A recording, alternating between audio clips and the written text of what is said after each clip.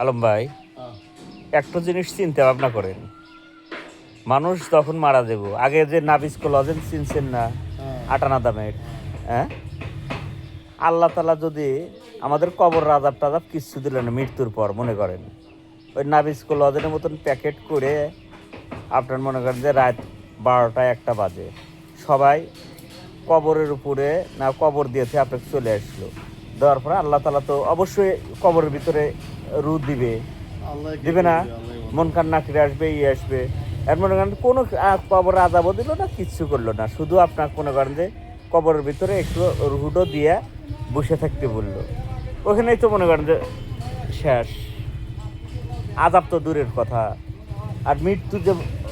করা লাগবে এটা কিন্তু শিওর, এটার কোনো বিকল্প নাই আপনার, হ্যাঁ।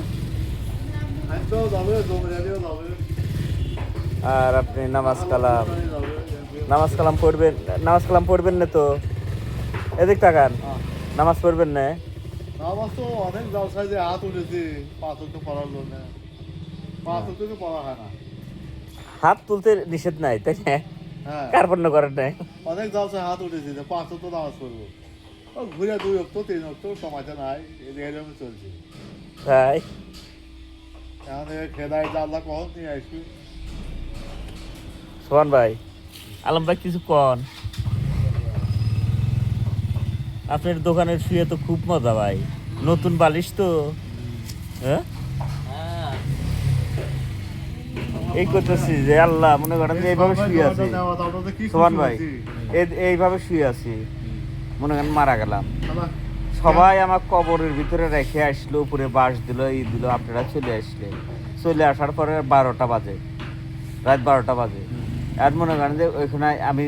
টাকা দেখতেছি আশেপাশে কেউ নাই, কবরের ভিতরে আমি একা, হ্যাঁ, আল্লাহ কোনো শাস্তি লাগবে না, কিচ্ছু লাগবে না, তাহলে কি অবস্থা হবে? কবরটা তো রাত 12টাও নাই, দিন 12টাও নাই, সমান, সেটাই রাত সমান, দিন 12টাও সমান। আমি দুনিয়ার উপরেই চিন্তা ভাবনা করতেছি, রাত 12টার সময় দুনিয়ার পর যাইতেই মনে করেন যে